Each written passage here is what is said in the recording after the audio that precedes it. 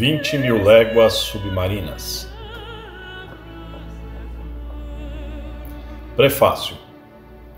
Precursor da ficção científica, Júlio Verne revela sua importância pela maneira como compreendeu o mundo em que vivia, a ponto de antever várias das descobertas científicas que se concretizariam somente no século XX, como o submarino e a viagem à Lua.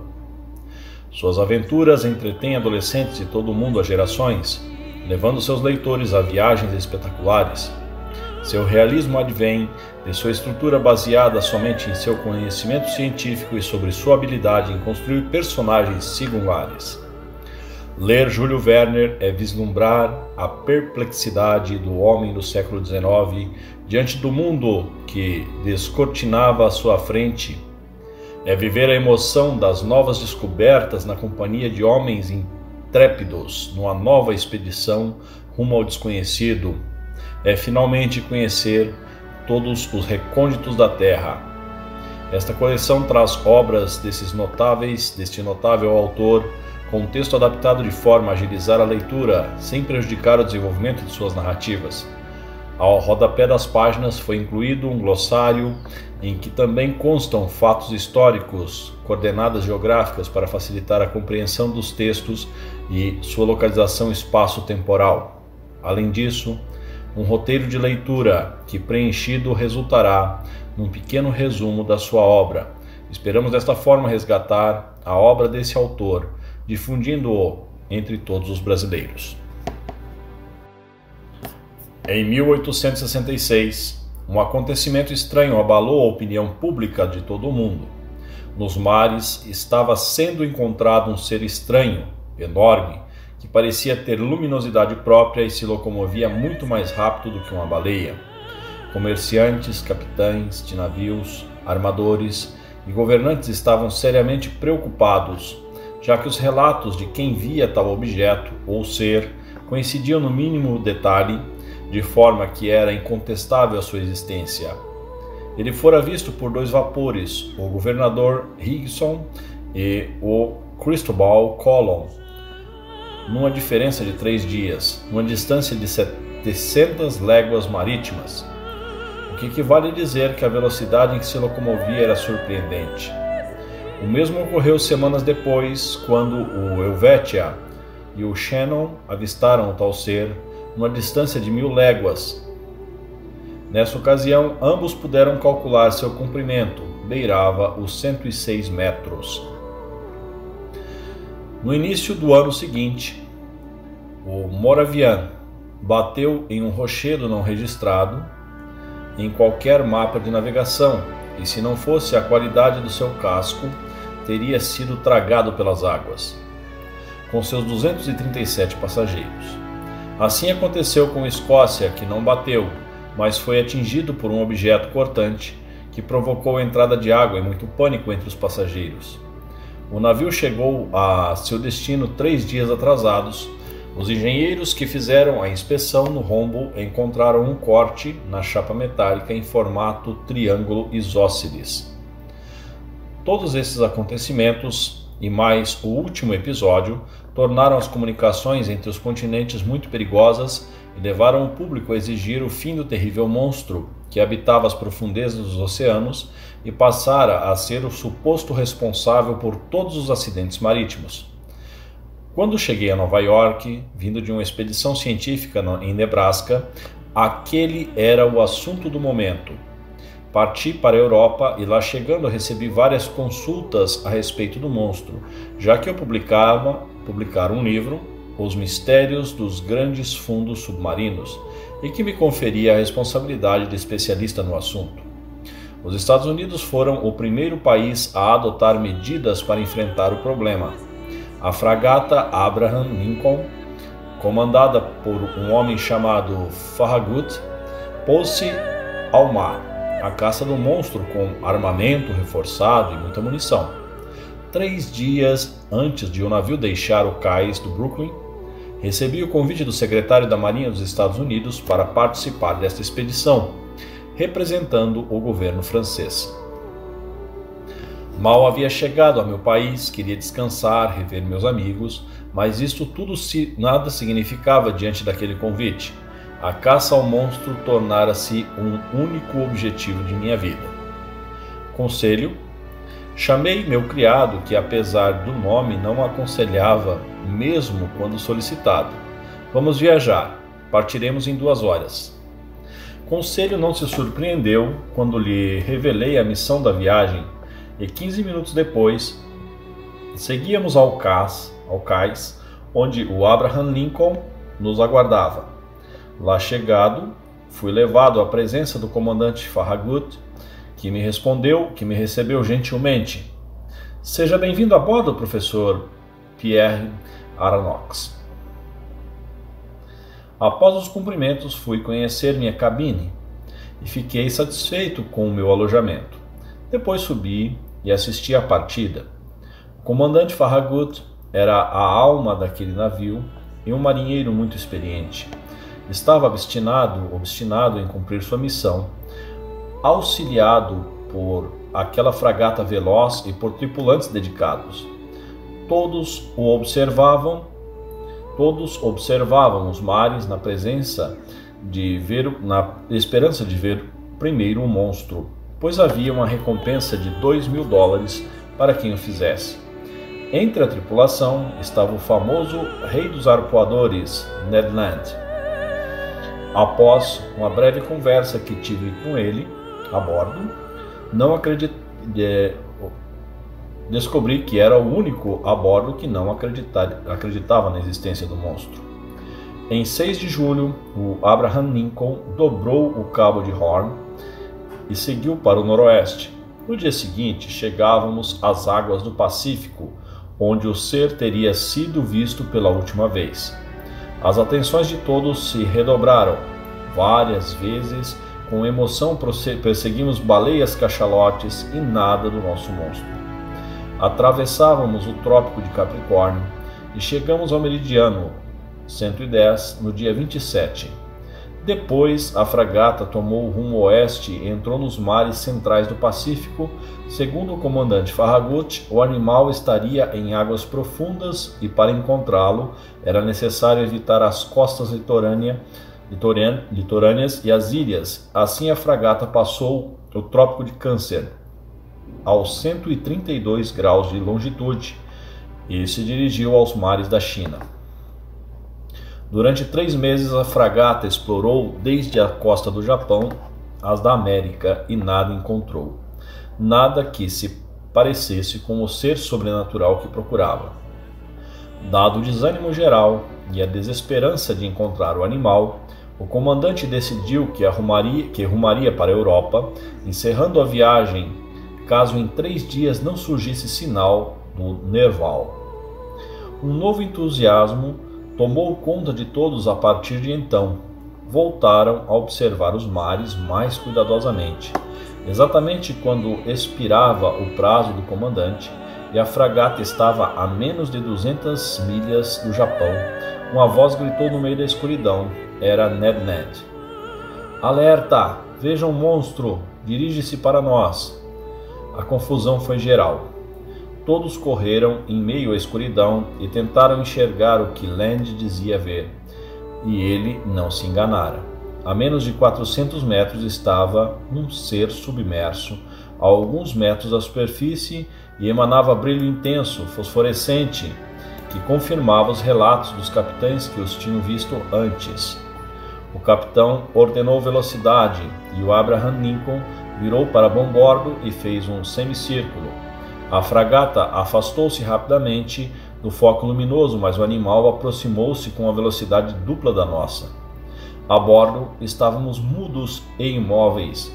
Na verdade, nem respirávamos. O animal moveu-se afastando-se 1, 2 ou 3 milhas, depois retornou numa velocidade alucinante, parando bem próximo ao nosso navio. Então apagou-se e mergulhou nos abismos profundos. Nossa fragata fugia em vez de atacar. O comandante estava certo, desconhecia o animal e esperaria o amanhecer para atacá-lo, assim evitaria perdas de homens e armas. Ninguém dormiu naquela noite no Abraham Lincoln. A fragata não podia competir em velocidade, de forma que ficou a meio vapor e o animal imitou-a navegando ao seu lado. Às 2 da manhã, o foco luminoso reapareceu. A 5 milhas do navio podiam-se ouvir as batidas da sua cauda, assim como a respiração apesar da distância. Às 6 horas, o dia nasceu, fazendo desaparecer o brilho elétrico do animal. Era a hora de combater. Quanto mais o navio navegava, mais o animal mantinha sua distância. O comandante ordenou que carregasse o canhão de proa e atirassem 2 tiros perdidos. Esperávamos que o monstro se cansasse, mas ele nem dava sinal de fadiga. As horas passavam e a fragata já devia ter percorrido mais de 500 quilômetros na inútil perseguição. Porém, após perdermos vista dele por muito tempo, voltamos a vê-lo por volta das 11 da noite. Talvez cansado, vagava ao sabor das ondas, mas tão luminoso como na noite anterior. O comandante desligou as caldeiras e se pôs à deriva para se aproximar do animal que julgava adormecido. Pude ver Ned Land segurando o arpão que lançou a menos de 7 metros do animal. Pude ouvir o choque da arma naquele corpo duro.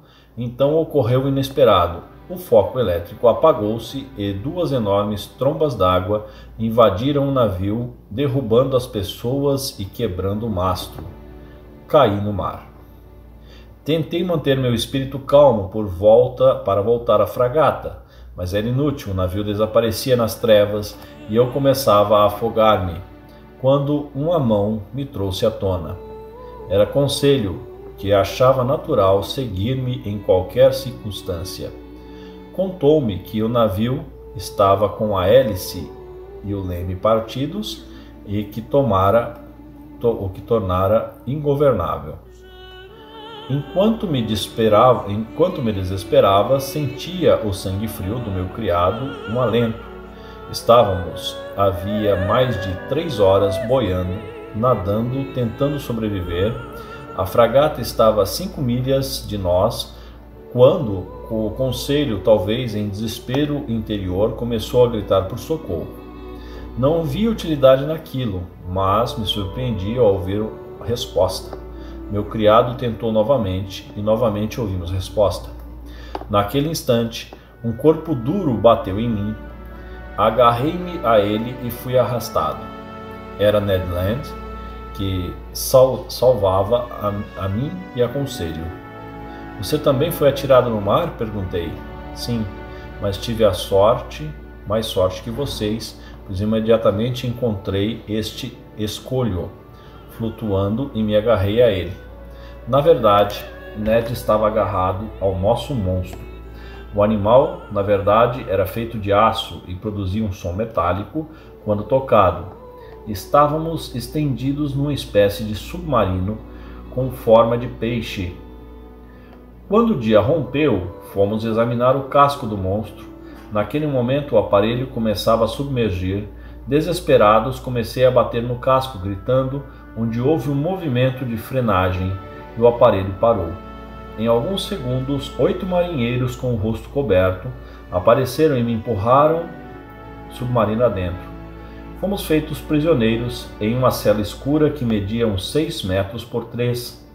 Permanecemos ali sem saber o que seria de nós e onde estávamos. De repente a cela foi iluminada e 2 homens entraram. Um deles aparentava muita nobreza devido ao porte altivo. Seus olhos refletiam confiança e segurança. Vendo-o, senti-me melhor, pois ele emanava uma energia positiva. Ficamos em silêncio enquanto nos observava e falava ao ajudante numa língua desconhecida. Tentamos falar-lhe em inglês, francês, alemão e latim inutilmente. Voltaram a se comunicar naquela linguagem incompreensível e se retiraram sem o menor gesto. Pouco depois, um criado de bordo trouxe-nos roupas feitas de tecidos desconhecidos por nós, mas, do que depressa vestimos Nesse meio tempo, o mesmo criado havia posto uma mesa naquela cela e nos serviam uma refeição cujos pratos estranhos eram muito saborosos. Após saciarmos nossa fome, dormimos profundamente e só consegui despertar no dia seguinte, quando senti uma onda de oxigênio na cela. Observei que o submarino emergia para respirar, como as baleias, e o ar entrava por um pequeno buraco em cima da porta da nossa cela. Quando conjecturamos a respeito de nosso destino incerto e só víamos maus presságios, a porta se abriu e aquele homem que me impressionara na noite anterior entrou falando em francês. Não se surpreendam, disse o comandante do submarino. Fala inglês, francês, alemão e latim. Primeiro quis ouvi-los para decidir a atitude que tomarei em relação aos senhores. Enfim, o acaso colocou-os na presença de um homem que rompeu com a humanidade. Vieram perturbar minha existência solitária. Travamos conversa com o comandante, explicando-lhe que se perseguíamos seu submarino fora porque o julgávamos um monstro marinho. Com razão, o comandante argumentava que éramos inimigos e que nada o obrigava a nos dar hospitalidade. Ou seja, na sua vontade, decidiria sobre as nossas vidas ou nossas mortes.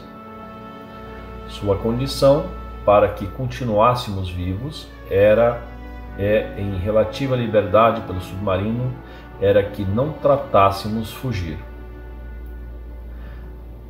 Ele ignorava a humanidade e queria ser ignorado por ela. Tivemos de aceitar a condição por motivos óbvios, mas não empenhamos palavra de honra ao cumprimento de suas exigências. Depois o comandante fez uma alusão a mim. Já me conhecia através de meu livro, disse tê-lo em sua biblioteca, assim como um sem número de obras que estavam à minha disposição. Segundo ele, minha obra era limitada à ciência terrestre e agora eu poderia conhecer verdadeiramente o planeta que eu procurava dissecar em meus estudos. Ele previa uma nova viagem pelo mundo submarino e o acaso me tornava o seu companheiro de estudos. Nosso planeta vai revelar-lhe seus últimos segredos. Eu estava extasiado. A perda da liberdade me parecia pouco diante da grandiosidade que vislumbrava. Perguntei-lhe seu nome. Sou o Capitão Nemo, e vocês são passageiros do Nautilus. Agora, professor Aronnax, disse dirigindo-se a mim, acompanhe-me no almoço e está servido. Segui-o através de um corredor iluminado à eletricidade. Almoçamos numa sala decorada e mobiliada com austeridade. A refeição era composta por pratos de origem marinha, cuja natureza eu ignorava, mas eram bons. Para cortá-lo, o silêncio provoquei-o. Capitão, ama o mar? Sim. O mar é tudo. Cobre 3/4 da terra. Seu hálito é puro e é um imenso deserto onde o homem nunca está só. O mar é o veículo da existência sobrenatural e prodigiosa. É o movimento do amor. É o infinito vivo. Como disse um poeta, nele reina a tranquilidade absoluta. O mar não pertence aos tiranos. A ciência deveria viver nos mares, professor. Só aqui há independência, não há senhores nem escravos, só liberdade.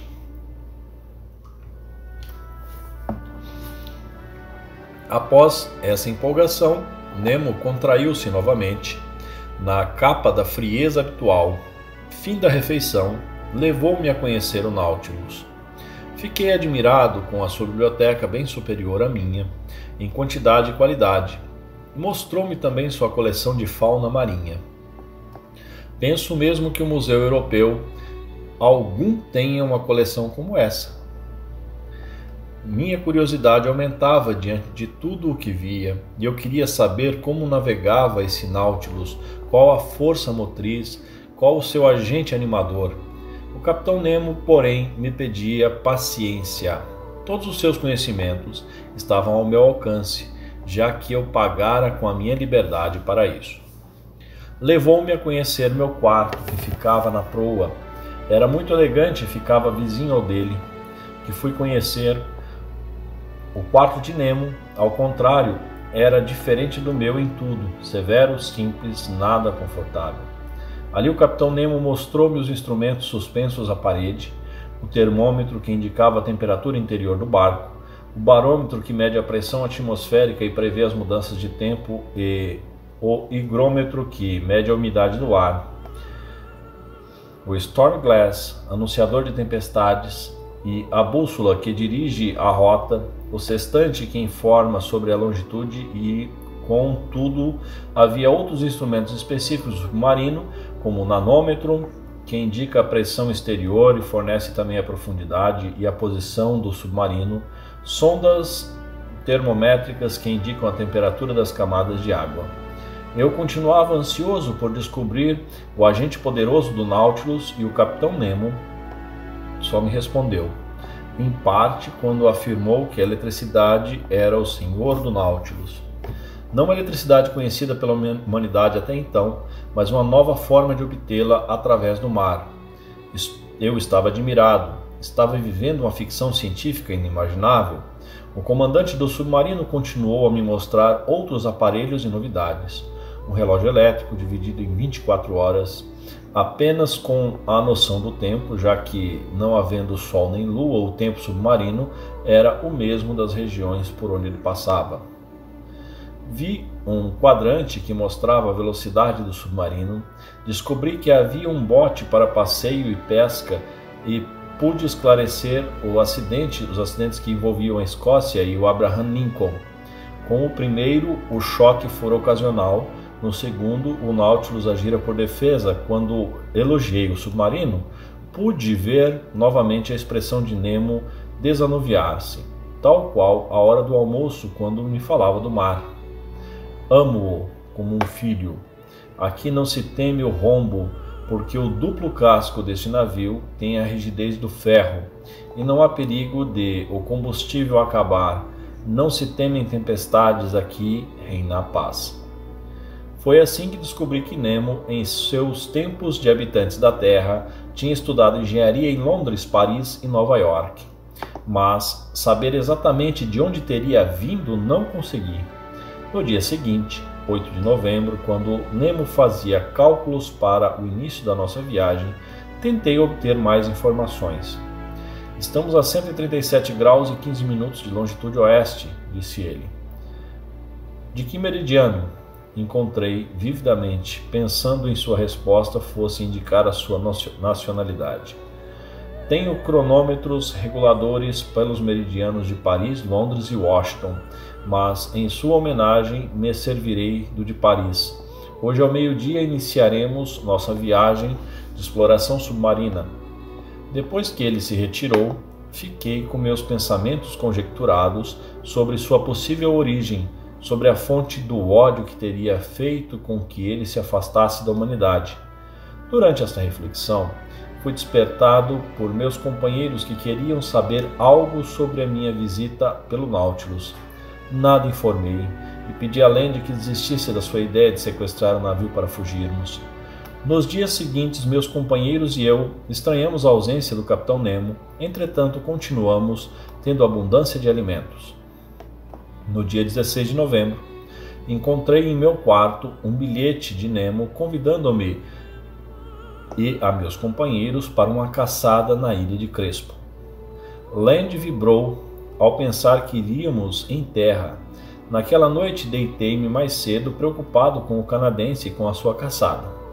No dia 17, ao despertar, senti que o Nautilus estava imóvel, vesti-me apressadamente e fui ao salão. Lá encontrei Nemo à minha espera. Então, comandante Nemo, mesmo após ter cortado relações com a humanidade, continua a caçar em uma ilha? Ironizei. Não, professor. As florestas em que iremos caçar são submarinas e caçaremos com espingarda e a pé.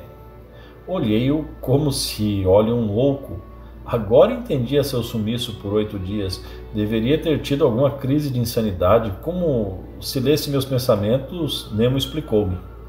Aperfeiçoei um aparelho Hawkeharold Deney Rose, do qual é composto um reservatório de ar a pressão de 50 atmosferas e vai às costas fixos por uma corredeira para proteger a cabeça das grandes pressões submarinas. Há que se prendê-la em uma esfera de cobre, e é essa esfera que vão dar os 2 tubos para a respiração. Não fossem as bombas do Nautilus, que permitem armazenar o ar em pressão considerável, ele se esgotaria rapidamente. Assim, o aparelho fornece o ar respirável por 9 ou 10 horas. A iluminação do caminho no fundo do oceano. O aparelho Ruhmkorff, preso à cintura, é composto por uma pilha Bunsen ativada por sódio. Assim tem luz branca e contínua. Eu estava embasbacado e disse a ele: só me faltava saber sobre as espingardas. A explicação não se fez esperar. É evidente que não é uma arma impulsionada por pólvora. Elas assim funcionam com ar comprimido, fornecido pelas bombas do Nautilus. Se gastar rapidamente, tem um reservatório Hawkeharold. Sem demora e sem dúvidas, Land, Conselho e eu seguimos Nemo a fim de vestirmos os escafandros. O canadense desistiu no último momento e ficou no submarino. Nós deixamos o submarino e avançamos no mar. Caminhamos aproximadamente 2 horas e, ao contrário do que se supunha, o peso das minhas roupas era nulo na água, de forma que nos movíamos sem dificuldades. Deviam ser 12 horas quando chegamos à floresta da Ilha Crespo, ou seja, a floresta do Capitão Nemo. O espetáculo era grandioso aos meus olhos, acostumado a florestas terrestres. As plantas subiam para a superfície do mar como um fio de ferro. Estranhei o fato de não sentir fome, mas uma sonolência incrível tomou conta de todo o grupo após nós nos sentarmos para descanso. Dormimos algumas horas e, quando despertei, tive uma monstruosa visão. Uma enorme aranha do mar, com 1 metro de altura, olhava-me com os olhos vesgos e estava prestes a se atirar sobre mim. A uma ordem, o empregado de Nemo abateu o terrível animal, fazendo-me respirar aliviado. Ali tive consciência de que estava numa selva, mesmo que, portanto, outros animais piores deveriam viver por lá. Por volta das 4, nossa excursão terminou, com Nemo apontando uma muralha de rochas que indicava o início da Terra. De retorno ao submarino, caminhamos 1 ou 2 horas entre pradarias de sargaço, as planícies arenosas. 2 acontecimentos são dignos de registros. O primeiro, a caça certeira do capitão em uma lontra marinha, e o segundo, o risco que passamos quase à chegada ao Nautilus, com 2 tubarões que passeavam e, graças a Deus, não nos viram. No dia 18, eu estava na plataforma e observei alguns marinheiros que, embora tivessem traços de europeus, de várias nacionalidades, conversavam naquele idioma estranho com que Nemo nos recepcionara.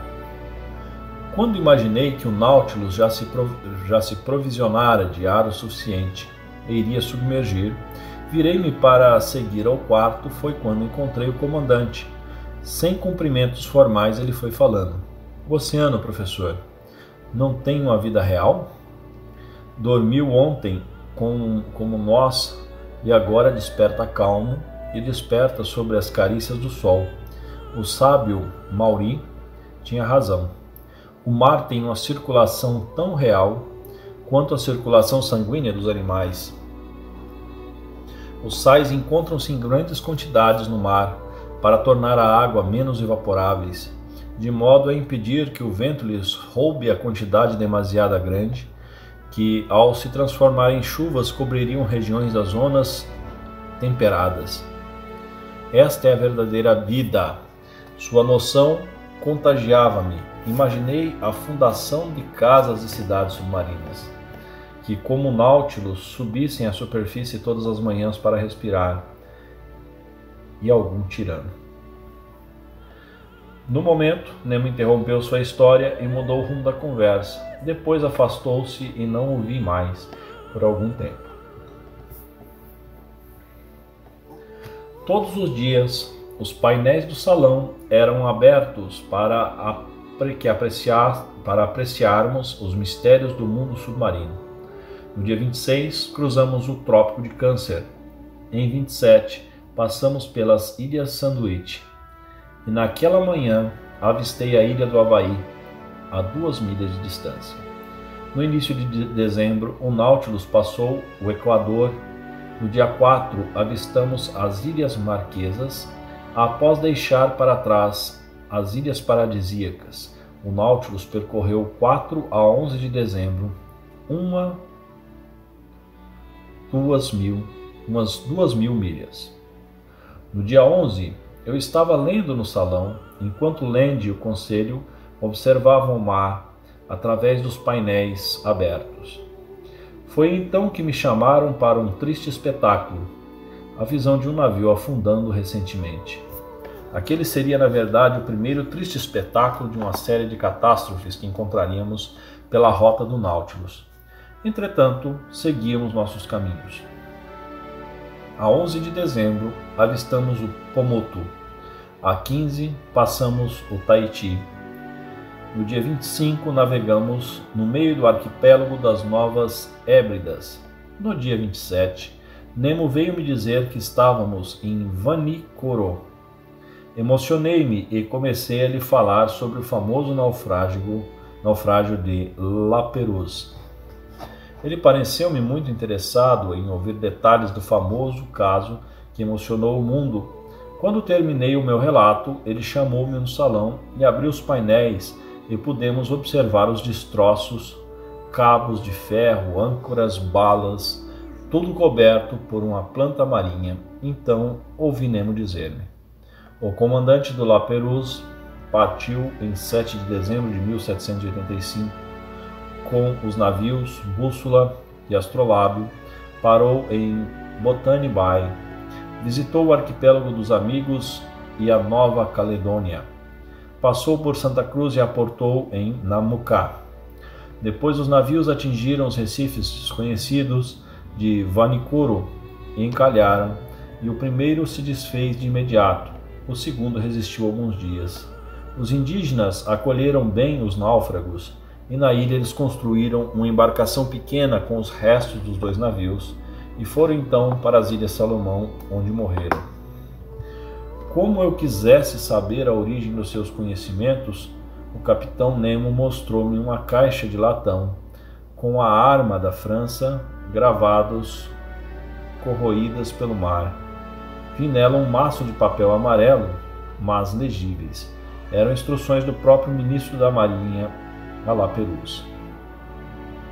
É uma bela morte para um marinheiro, disse Nemo. Queira Deus que meus homens e eu não tenhamos outro túmulo a não ser este feito de corais, e apontou nos painéis da ruína dos navios. Depois deste encontro ficamos mais uma vez sem ver o capitão por outros tantos dias. O ano de 1868 chegou sem comemorações, e foi no início de janeiro que chegamos ao Estreito das Torres, que é o limite entre a ilha de Papua ou Nova Guiné e a Nova Holanda. O Nautilus encalhou nos recifes, enquanto esperávamos pela lua cheia para o auxílio da maré desencalharmos o submarino. Conseguimos autorização de Nemo para um passeio até a ilha de Papua. Land, Conselho e eu conseguimos caçar um pombo que devoramos e um porco selvagem quando fomos perseguidos por nativos da ilha até o Nautilus. Lá ficamos protegidos, pois os selvagens não ousavam aproximar-se do submarino nem conseguiriam atacá-lo. Outro fato digno de nota foi a morte de um marinheiro e seu enterro numa clareira em meio a uma floresta submarina, cujo cemitério fora criado por Nemo especialmente para a tripulação do Nautilus. Isso ocorreu logo depois de sairmos da ilha de Papua. Continuávamos intrigados com a personalidade de Nemo. Houve uma vez em que ele, após observar o horizonte com binóculo, pediu-nos que voltássemos à cela onde passamos nossa primeira noite. O jantar que nos serviam continha sonífero, de forma que não soubemos o que se passou naquela noite no Nautilus.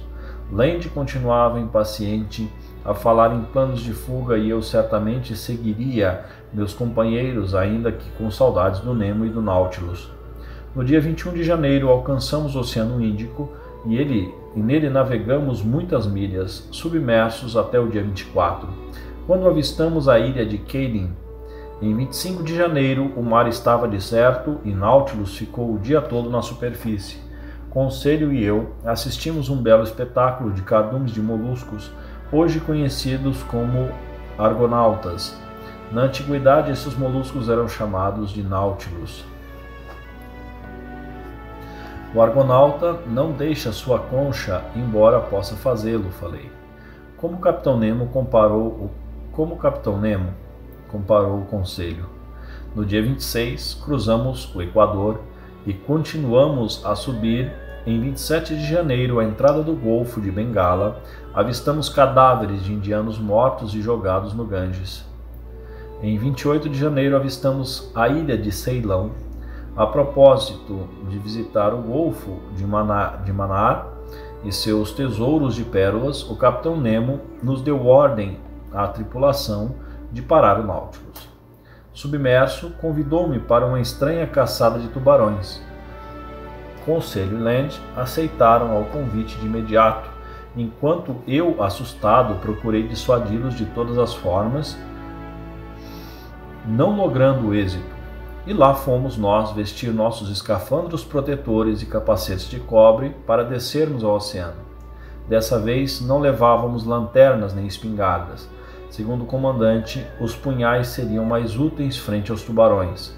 Graças a Deus, Land vinha conosco e trazia seu arpão. Eu não tinha bons pressentimentos. Caminhamos algum tempo, o sol iluminava suficientemente as águas, pudemos encontrar vários cardumes de peixe. Reconheci o javanês, um peixe serpente e também um caranguejo enorme que se alimentava com a noz de coco, que derruba nas praias, segundo Darwin. Às 7 horas encontramos um barco onde ostras perlíferas. Compreendi que a mina era inesgotável. A força criadora da natureza é superior ao instinto de destruição. Nemo mostrou-me uma ostra gigante cuja existência ele previamente conhecia. Era evidente que não me deixou tocá-la e guardou-a novamente, na intenção de que o tempo aumentasse o seu tesouro. Aconteceu de encontrarmos um mergulhador que tentava encontrar pérolas, escondendo-me dele em uma cavidade, e ficamos a observar o trabalho do homem. Ele prendia uma pedra nos pés para o mergulho, que durava no máximo 30 segundos, e subia para respirar, levando as ostras que conseguia apanhar. Então, ocorreu o inesperado. Um tubarão atacou o pobre homem. Antes que ele fosse novamente atingido, Nemo entrou em ação, rápido, de punhal em mão. Foi uma luta terrível. Eu estava imobilizado em pânico. A água atingiu-se de sangue e quando Nemo estava para destroçá-lo pelo esqualo, Land acertou-o com seu arpão. Salvo Nemo, correu para o pescador, cortando-lhe a corda dos pés que prendia ao mergulho, e o levou à superfície. O capitão tentou reanimar o pescador e obteve êxito. Após massageá-lo, imaginem qual foi o susto do homem ao ver que voltava à vida, ajudado por um ser estranhamente trajado como nós. Nemo, antes de retornar ao banco das ostras, estendeu ao homem um saquinho cheio de pérolas. O homem ficou atônito. Quem seriam aqueles homens do mar aos quais devia a vida e a fortuna? Quando voltamos ao Nautilus, Nemo agradeceu a Land por ter lhe salvo a vida. E eu fiquei a pensar naquele comandante, em sua coragem ao enfrentar o tubarão, defendendo a vida de um estranho que representavam uma espécie da qual ele fugia. Quando falei isso a ele, ouvi: esse indiano é habitante de regiões oprimidas, e eu sou e sempre serei dessas regiões. A 29 de janeiro deixamos o Ceilão para trás. A 30, quando subimos à superfície, o Nautilus seguia para o mar de Omã, entre a Arábia e a Índia. Fiquei conversando com Land a propósito de nossa rota e não cheguei a conclusão nenhuma, vista que o canal de Suez estava fechado. A 6 de fevereiro, no meio-dia, chegamos a ver o Mar Vermelho. Viajamos submerso muitas milhas a uma velocidade impressionante. Pudemos admirar dos painéis abertos belos corais e rochedos cobertos de algas. Foi a 9 de fevereiro que voltei a encontrar o Capitão Nemo e conversei com ele sondando seus projetos. Falamos do Nautilus e de seus avanços e de um século sobre os demais navios da época e pude saber, surpreendido, que Nemo havia descoberto uma passagem natural subterrânea que ligava os mares Vermelho e Mediterrâneo através de estudos e pesquisas. Chamava-o de túnel árabe. Enquanto seguíamos para o tal túnel, Land e eu vimos um animal que chamaríamos de sereia, segundo a mitologia que conhecemos, mas Nemo corrigiu-o, denominando-o de dugongo. Land quis caçá-lo a todo custo, e assim foi advertido por Nemo de que, havendo falha, o bote seria afundado pelo animal. Isso quase ocorreu se Ned não houvesse acertado ou tivesse acertado em uma segunda tentativa.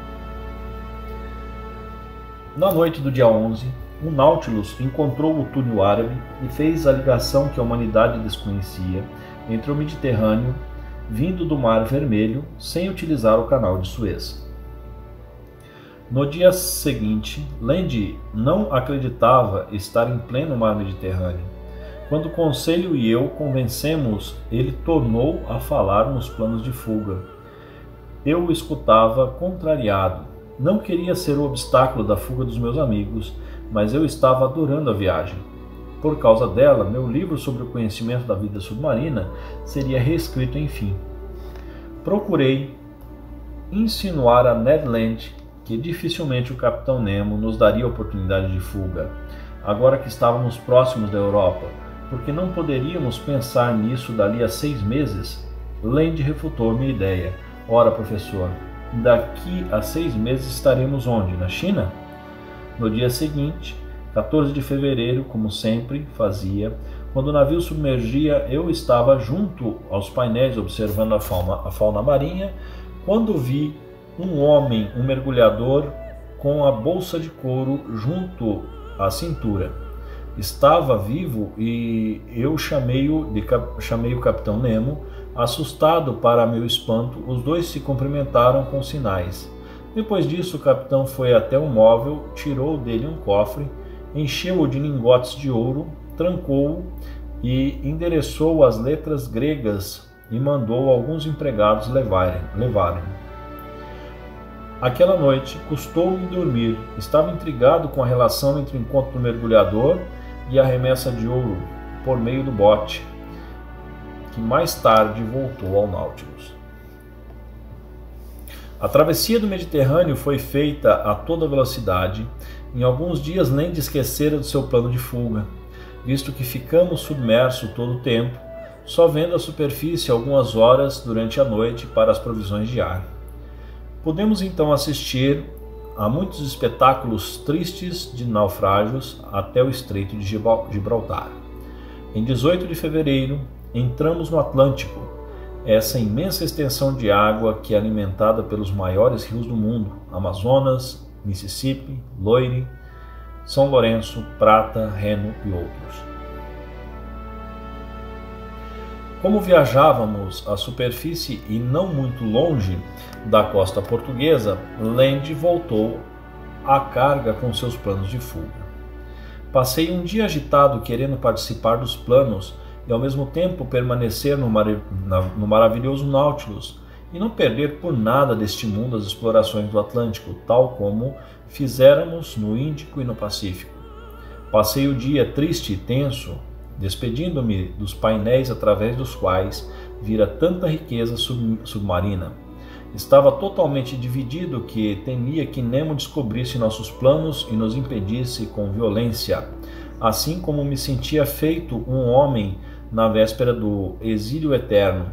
Pensava em ver Nemo pela última vez, assim como preferia não o ver mais para que minha emoção não me traísse. Depois do jantar, passei pelo quarto de Nemo e, vendo a porta aberta, não resisti e entrei. Estava deserto. Pude observar melhor os quadros presos à parede de Manning, Lincoln, John Brown e Connell, Botzaris, todos heróis mártires de causas libertárias de seus países. Seria este o elo entre Nemo e eles? Depois desci ao salão, o qual não foi minha surpresa ao ver que, às 8 horas da noite, 2 antes da nossa fuga, o Nautilus parou no fundo do oceano. O capitão veio junto a mim no salão e ficou a me falar sobre a história espanhola. Meu estado emocional não me permitia acompanhar nem compreender o objetivo pelo qual me falava daquilo.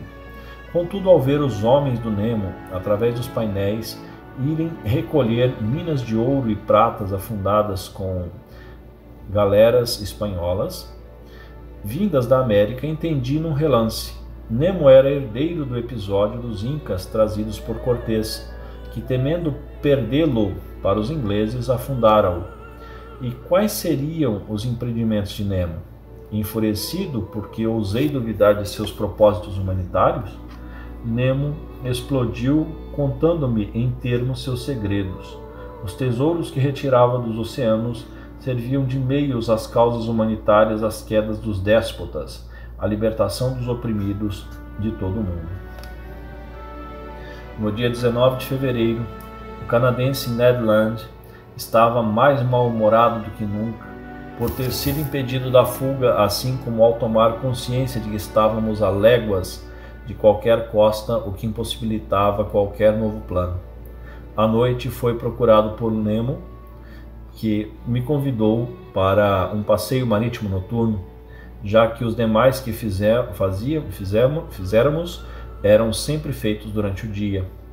Vestimos-nos novamente com as roupas apropriadas, mas estranhei quando perguntei das lanternas ao capitão e ele me respondeu que nada nos serviriam quando pisássemos no fundo do Atlântico, já era meia-noite. Eu segui o capitão, que parecia bem habituado àquele lugar.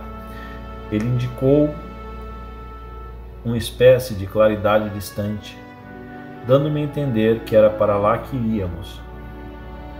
A luz que eu via brilhava no cume de uma montanha. Com dificuldade subimos até o pico. As ruínas que eu via pelo caminho traíam as mãos dos homens e não do Criador. De lá de cima observei uma cidade com telhados roídos, templos desmoronados, arcos deslocados, colunas caídas. Emocionado, olhei para o Nemo, que, parecendo ler meus pensamentos, fingiu escrever em uma pedra: Atlântida. Ali estava a Atlântida de Platão. Negada por tantos historiadores, o continente submerso onde vivera o primeiro homem, é impossível descrever a emoção que toma conta de nosso espírito numa situação dessa. No dia seguinte acordei tarde, em razão do passeio noturno Atlântida. Fui ao salão e, muito estranhamente, em vez de encontrar a luz do dia, já que o Nautilus flutuava, encontrei uma escuridão profunda. Descobri pelo capitão Nemo que estávamos no centro de um vulcão extinto, cujo interior fora invadido pelo mar e por onde naturalmente o Nautilus entrara. Lá podiam reabastecer os reservatórios de eletricidade sem perigo de serem vistos. As florestas mineralizadas por milhares de anos forneciam carvão necessário à produção de sódio, e este por sua vez fornecia a eletricidade tão necessária ao submarino. De lá seguimos rota sul, afastando-nos de vez das costas europeias para desespero de Land. Do fim de fevereiro de 13 de março, não avistei o capitão. Nesse dia conversamos no salão sobre a profundidade, conhecida pelo homem do Oceano Atlântico. Com o submarino pudemos descer a 16.000 metros e ver rochas, grutas desabitadas, onde a vida já não era mais possível, regiões jamais visitadas pelo homem. O Nautilus continuava sua rota para o sul. Um dia, vendo um cardume de baleias, encorajei Land a pedir autorização ao capitão para caçá-las. Nemo negou, condenando os passatempos assassinos dos homens, quando as baleias já têm inimigos naturais de sobra, e apontou um bando de cachalotes que se aproximava para atacá-las. Em defesa das baleias, Nemo transformou o Nautilus em esporão de aço, num arpão muito mais eficaz do que o de Land, matando todos os cachalotes sem dificuldades. A 14 de março, avistei gelos flutuantes e entendi que eram icebergs. No dia seguinte, cortamos o Círculo Polar Antártico. Um banco de gelo imobilizou o Nautilus e, sinceramente, pensei que ali era o nosso fim. Mas não vi pessimismo no rosto de Nemo. Ao contrário, ele restava resoluto a atingir o Polo Sul a qualquer preço. Contou-me de seu plano de passar por baixo do banco.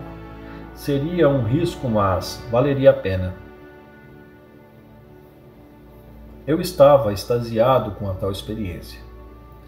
As tentativas foram inúmeras, mas o Nautilus sempre se chocava e, ao tentar subir à superfície, o teto do banco de gelo que nos cobria foi, de madrugada, quase ao amanhecer, vi o capitão entrar no salão, exultante, anunciando que o mar estava livre, isto é, descongelado, assim poderíamos navegar até o polo.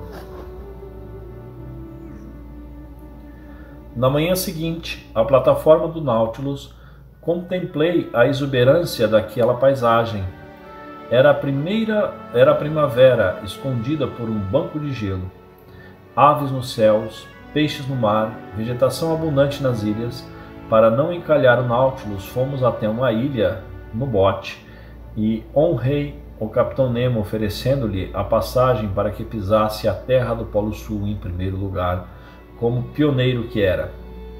Aguardamos o aparecimento do Sol para fazer as medições e nos certificamos de que havíamos realmente atingido o Polo Sul. Mas ele não apareceu, nem o dia seguinte, 20 de março. Não obstante nossa ansiedade, e se não aparecesse no dia 21, dia do equinócio, não poderíamos mais saber se estivermos ou não no Polo Sul, já que por 6 meses o Sol não mais apareceria, tendo início uma longa noite polar. Diante disso, quando o Sol apareceu e pudemos ter certeza de que estávamos em pleno Polo Sul, Nemo ergueu-se comemorando. Eu, Capitão Nemo, a 21 de março de 1868, cheguei ao Polo Sul, aos 90 graus, e tomo posse desta zona do globo que equivale à 6ª parte dos continentes conhecidos. Dito isso, ele desfraldou uma bandeira negra com um N gravado e fincou no solo. No dia 22 de março, começamos o retorno, só que dessa vez um acidente grave ocorreu. Um iceberg minando na base das águas quentes teve um centro gravitacional virado e no momento da inversão atingiu o Nautilus, arrastando-o para as camadas menos densas, onde se encontrava deitado. Percebi pela primeira vez que Nemo estava preocupado. Acostumara-se a desafiar as leis humanas, não as leis naturais. O banco de gelo não nos permitia qualquer saída, e o próprio Nemo já fazia previsões funestas sobre como morreríamos se por asfixia ou esmagamento. Tínhamos provisões de oxigênio para mais 2 dias e muito trabalho para remover a parede de gelo que nos impedia o retorno ao Atlântico. Fizemos revezamento entre as equipes de trabalho para a remoção do gelo, mas era insano. Não iríamos ser bem-sucedidos. Por mais que trabalhássemos, só concluiríamos o trabalho dali a 4 ou 5 dias, e nossa provisão diária acabaria em menos de 2 dias. O capitão Nemo teve a brilhante ideia de injetar água fervendo no gelo para atrasar a solidificação das águas. Continuávamos no trabalho com um empenho e vigor, mas o mar se acabava parecendo nos matar aos poucos. Se Nemo permanecia ágil, sua força moral dominava as dores físicas e ele agia por todos. Elevou o navio, deixando o Nautilus totalmente fechado a flutuar. Abriu as torneiras do reservatório e a água entrou desmesuradamente. O peso do submarino elevou-se a 100 toneladas e foi quando houve o deslocamento de gelo. O gelo partiu-se e o submarino pareceu cair no vazio. Nossos corações batiam descompassados. O submarino subia a toda velocidade. Estávamos a menos de 6 metros da superfície. Bastava ultrapassar uma superfície gelada com as hélices potentes para frente e para trás, e assim, às 11 horas da manhã, no dia 28 de março, o Nautilus esmagou o gelo com a sua força poderosa, e o ar penetrou em todos os compartimentos, trazendo-nos vida de volta. No dia 31 de março, estávamos na extremidade do continente americano. No dia seguinte, estando o Nautilus da superfície, pude avistar a Terra do Fogo. À noite ultrapassamos o arquipélago das Malvinas, ou Falklands, como são chamados pelos ingleses. No dia 4, navegamos pela região da Patagônia e passamos o Estuário do Prata. A 4 de abril, o Uruguai estava a 50 milhas de nós. Já havíamos percorrido 16.000 milhas desde o nosso embarque. Nemo passou a grande velocidade e distância da costa brasileira, para a grande tristeza de Ned Land, que nunca desistia de seus planos de fuga. A 16 de abril avistamos a Martinica, Guadalupe. Eu continuava meus estudos, assim como as observações da fauna marítima, pelos painéis do salão, mas o canadense estava cada vez mais impossível de suportar cada vez que o Nautilus seguia um rumo norte, aproximando-se de seu país. No dia 20 de abril, Land, Conselho e eu falávamos acerca de polvos de grandes dimensões, denominados calamar de Bogar. Quando vimos um bando deles aproximando-se dos painéis, e o pior de tudo é que justamente quando aqueles animais horríveis se juntavam ao submarino, a hélice parou por alguma razão. O submarino estacionou. Segundo o capitão, as mandíbulas daqueles animais teriam danificado a pá da hélice, mas daí elas não funcionarem. O mais terrível é que, segundo Nemo, teríamos de lutar corpo a corpo com aqueles monstros e por isso subimos à superfície. Lá encontramos 10 homens armados com machados e prontos para um ataque. Land acompanhava-nos com o seu arpão. Foi uma luta horrível em que um marinheiro perdeu a vida. No momento derradeiro, o infeliz gritou por socorro em francês, o que me deixou profundamente tocado. O comandante ainda tentou salvá-lo, mas o animal nojento nos cegou a todos, lançando sobre nós um líquido negro. Quando saiu de seu abdômen. Depois desta triste cena, recuperamos a visão e uma fúria nos impeliu contra os monstros que haviam invadido a plataforma. Houve um momento em que Land estava para ser atingido, mas Nemo salvou-o, retribuindo assim o que o canadense fizera por ele na região das Pérolas. Mais tarde, quando nos livramos dos animais, vi Nemo olhando imóvel para o mar, lembrando de seu companheiro morto, talvez. Pude ver que lágrimas grossas escorriam de seu rosto, habitualmente sobre-humano. Depois daquele dia trágico, não vi mais o Capitão Nemo. O Nautilus parecia mesmo navegar à deriva. Sua hélice havia sido reparada, mas quase não era usada. Passamos pelas ilhas de Bahamas e a 8 de maio pudemos avistar Carolina do Norte. A vigilância a bordo tinha sido abandonada, o que facilitaria os planos de fuga de Ned Land. Contudo, o mau tempo conspirava contra nós. Tempestades, ciclones, na certa nos levariam à morte em qualquer tentativa. Foi quando Land intimou-me a falar com o Capitão Nemo sobre nossa situação, o que eu fiz, ou pelo menos tentei.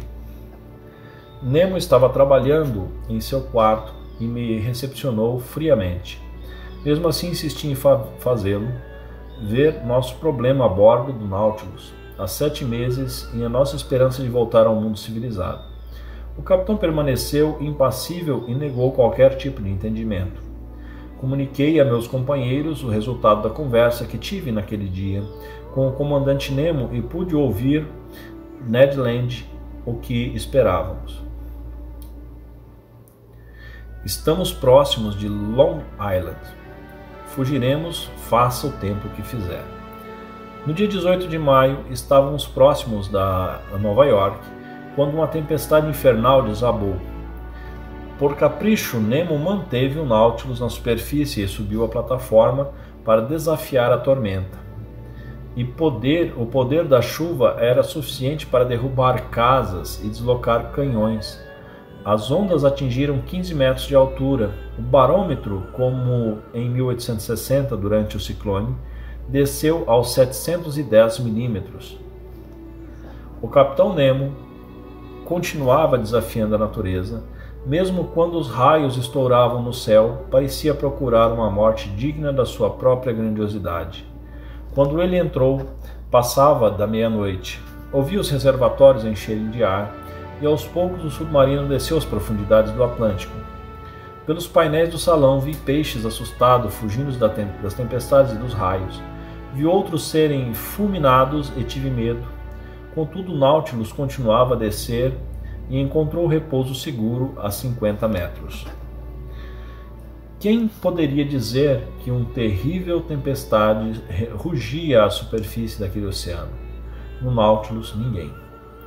Devido à tempestade, tínhamos sido levados para o leste e nos afastávamos demais da costa norte-americana, o que deixou Ned Land em estado de prostração e isolamento. Durante alguns dias, o submarino navegou, ora submerso, ora em superfície. Muitas vezes perdido em meio a brumas que se devem principalmente à fusão dos gelos e que provocavam a umidade na atmosfera.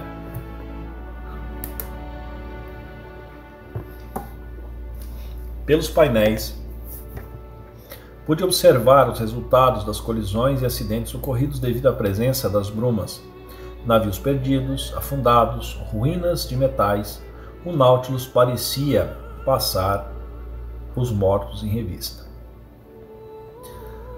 Maio findava, quando percebi nova mudança na rota do Nautilus. Parecia que voltávamos à Europa. No dia 28, estávamos a 150 quilômetros da Irlanda, e no dia 31 de maio o submarino descreveu no mar uma série de círculos que me deixavam intrigados. Vi o comandante Nemo rapidamente, e ele me pareceu mais triste do que nunca. No dia seguinte, 1º de junho, Nemo foi medir a altura do Sol. Eu estava na plataforma quando vi o exultante falar. É aqui. Voltei ao salão. O alçapão foi fechado e eu ouvi o ruído característico dos reservatórios se enchendo. O Nautilus começou a mergulhar e muito mais tarde, a 830 metros, repousava no solo. Os painéis me mostraram as ruínas de um navio que deveria ter afundado há muitos anos. O Capitão Nemo narrou historicamente as passagens daquele navio, em vida. Concluí que se tratava do Vingador, e ele concordou comigo dizendo que Vingador era realmente um belo nome. Aquela sua reação me aclarou o espírito. Ele tinha dentro de si um ódio monstruoso, enorme, que o tempo jamais apagaria. E não descobriria nada nunca de seu respeito, mas esse sentimento era concreto, palpável. Quando o Nautilus subiu à superfície, ouvi uma detonação. Tinham sido tiros de canhão vindo de um navio de guerra que se aproximava de nós. Outros tiros vieram. Perguntei a Land se podia enxergar a nacionalidade do navio, mas ele não conseguiu. Tentou acenar, mas foi bruscamente impedido por Nemo, que o ameaçou de morte. Nemo estava encolerizado. Mandou que descêssemos e, desfraldando uma bandeira igual à que fincou no solo no Polo Sul, disse que afundaria o navio, representante de uma nação maldita. Ali está o opressor, e aqui está o oprimido. Foi a última frase que ouvi dele. Adotando a mesma estratégia que utilizara com Abraham Lincoln, Nemo conseguiu atraí-lo a toda velocidade. O Nautilus passou através do casco com o navio, causando seu afundamento. Pelos painéis pudemos assistir às cenas horríveis do naufrágio. Nemo parecia hipnotizado com a cena, e quando se ergueu e foi ao quarto, eu o segui. Entre os quadros de seus heróis, vi-o chorando junto a um retrato de uma mulher ainda jovem com 2 crianças. Naquela noite, o Nautilus estava próximo ao Canal da Mancha, com o destino dos mares boreais. Os relógios de bordo foram parados e eu perdi a noção do tempo. Navegamos por 15 ou 20 dias até que Ned Land veio me propor fuga, novamente a qualquer custo. Não sabíamos onde estávamos, nem para onde íamos, mas qualquer coisa era melhor do que aquilo. Desde o afundamento do navio de guerra, eu passara a sentir por Nemo o incontrolável horror, como se estivéssemos diante de um verdadeiro monstro. Combinamos a fuga para aquela noite, no bote do Nautilus. À hora da fuga, ouvi Nemo tocando órgão e, em seu quarto, como de hábito, ainda pude ouvi-lo dizendo: Deus Todo-Poderoso, basta.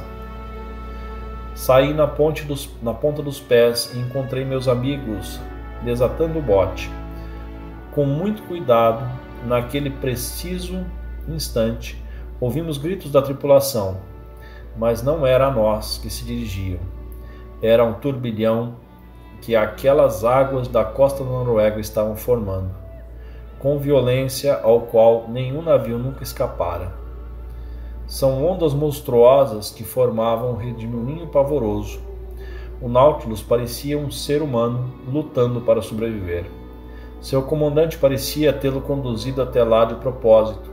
Justamente naquele momento, Land quis recuar, pois a lógica demonstrava que, se houvesse salvação, para nós era permanecendo no submarino.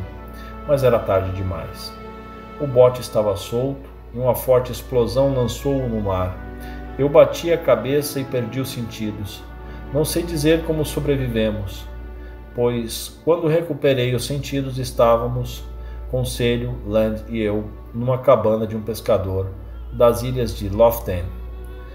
Enquanto esperei um vapor que me levasse de volta à França, revi meu relato e creio ter sido fiel a todos os acontecimentos. Alguém me acreditará? Não sei, mas não me importa. O que sei é que hoje tenho o direito de falar sobre os mares com conhecimento de quem percorreu 20.000 léguas submarinas. O que teria ocorrido a Nemo? E como o Nautilus teria conseguido escapar do turbilhão? Espero que sim. Eu espero mais, que a contemplação de tantas maravilhas submarinas acalme o coração feroz, que o sábio vença o justiceiro e que ele continue a exploração pacífica dos mares, mesmo que eu nunca venha descobrir quem foi o comandante Nemo. O autor. Nenhuma outra obra literária refletiu com tanta fidelidade a história de sua época como a coletânea dos romances de Júlio Verne, conhecido como As Viagens Extraordinárias. Nascido em Nantes, na França, em 8 de fevereiro de 1828, filho de Pedro Verne, cuja família orgulhava-se de sua tradição na advocacia, e de Sophia Lotte, proveniente da rica família de armadores, Júlio Verne mostrava uma forte inclinação para a literatura desde a sua infância. Talvez devido à sua formação familiar, Verne tenha se inclinado para um novo gênero literário, a ficção científica, resultado da união de seus conhecimentos sobre a vida dos homens no mar, daquela época cheia de aventuras, e a sua formação escolar na Faculdade de Direito, que o ensinara a raciocinar logicamente e a aceitar somente os fatos como verdadeiros. Júlio Verne, entretanto, viveu durante uma época privilegiada. O homem do século XIX conjugava harmoniosamente a ciência e a tecnologia. Uma mesma geração assistiu ao descobrimento da eletricidade, do automóvel, do avião, do rádio, do submarino, dos tecidos sintéticos e do cinema. Verne assistiu a todos esses acontecimentos e antecipou-se a muitos deles. Maravilhava-se, assim como seus contemporâneos, com a velocidade que o progresso adquirira. Tudo isso levou a uma ideia em que trabalhou com afinco desde os 24 anos até sua morte em 24 de março de 1905. Escrever a novela da ciência, estabelecendo uma ponte entre a ciência e a literatura. Para tanto, contava apenas com uma ferramenta, sua imaginação fértil, cujo ponto de partida era o estudo e as observações e a curiosidade. Nem mesmo seu casamento com a Honorina Hebe e o nascimento de seu filho Michel, ou as ocasionais rusgas com seu pai, o desviaram de seu propósito. Seu profundo respeito para com a ciência nunca o deixou afastar o raciocínio do realismo. E mesmo em obras mais fantásticas como Viagem ao Centro da Terra e Da Terra à Lua e outras, sua finalidade era usar a fantasia para ilustrar os conhecimentos de sua época, em astronomia, matemática, física, paleontologia, mineralogia, etc. Em suma, sua vida resumiu-se a retratar sua época. Por isso, Verne está profundamente imerso em seu tempo. A expressão aspectos importantíssimos desse período, seus personagens e sua maioria não são senão veículos de uma ideia ou agentes de outra empresa, quando não meros símbolos. A coragem, tenacidade, a lealdade, a nobreza de sentimentos não isenta de uma certa ingenuidade, tais como as principais características, em ocasião um tanto estereotipadas, do herói verniano, que não se define tanto por si mesmo como pelo que faz. Datas importantes. 1853, publica Colin Maillard. 1855, publica Les Compagnons de la Marjolaine. 1860, publica L'Auberge des Ardennes. 1863, 5 Semanas em um Balão, novela que havia sido publicada em capítulos pelo periódico Magazine Education et Recreation e publicado em volume único. 1864, publica Viagem ao Centro da Terra. 1865, publica Da Terra à Lua. 1868, publica Os Filhos de Capitão Grant. 1870, publica 20.000 Léguas Submarina, Capitão a Terras e a Viagem ao Redor da Lua. 1873, publica A Volta ao Mundo em 80 Dias. 1874, publica A Ilha Misteriosa e, junto a Dennery, monta a peça adaptada ao romance homólogo A Volta ao Mundo em 80 Dias. 1875, publica Chanceler, o Diário do Passageiro J.R. Casalon. 1876, publica Miguel Strogoff.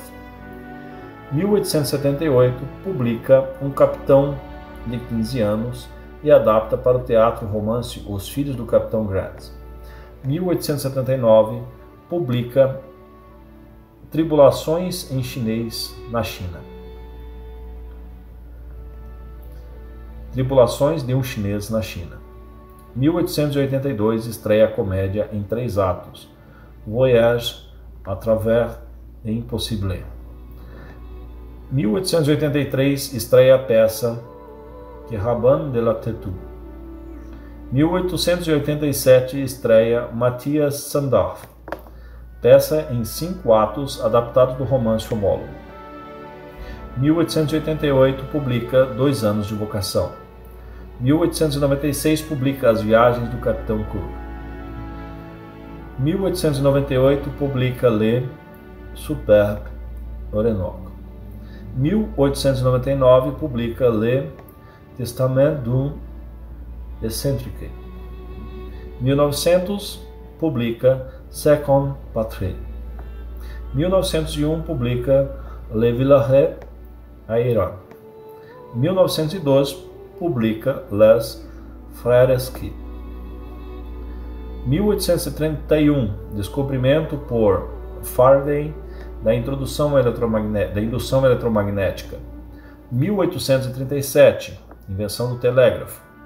1839 invenção da borracha vulcanizada. 1841 primeiro princípio da termodinâmica enunciado por Mayer. 1846 descobrimento através de cálculos matemáticos de Netuno por Leverrier. 1850 segundo princípio da termodinâmica por Clausius. 1857 invenção da máquina de costura. 1858 primeiro cabo submarino entre a Europa e a América. 1859 perfuração do poço petrolífero da Pensilvânia e evolucionismo com origem das espécies de Darwin. 1860 análise espectral de Kirchhoff e Poulsen, que imprime um impulso gigantesco na astronomia e na astrofísica. 1861 experimentos de Pasteur que destroem as teorias da geração espontânea. 1865 introdução à medicina experimental de Claude Bernard. 1866 lei da herança de Mendel. 1867 fotoimpressão celuloide, descobrimento da asepsia cirúrgica e publicação de O Capital de Karl Marx. 1869 Canal de Suez e a lei periódica dos elementos de Mendeleev. 1871 Dínamo, a origem do homem de Darwin. Dínamo e a publicação de A Origem do Homem de Darwin. 1876 Telefone. 1877 Fonógrafo. 1878 Exploração da energia hidroelétrica, desfosforização do ferro. 1879 Invenção da lâmpada e do bonde elétrico. 1880 Colhedoras mecânicas. 1881 Transporte de energia elétrica. 1882 Descobrimento dos bacilos da tuberculose por Koch. 1884 Turbina a vapor e descobrimento do bacilo do tifo por Fakin. 1885 Primeira travessia do Atlântico por um petroleiro e vacinas antirrábicas. 1887 Eletrólise. 1888 alternador e transformador elétrico, motor a gasolina e ondas hertzianas. 1890 pneumática para todos. 1895 raio-x, radiofonia e cinematógrafos. 1896 invenção dos dirigíveis. 1897 descobrimento do rádio por Curie. 1899 teoria dos quanta de Planck.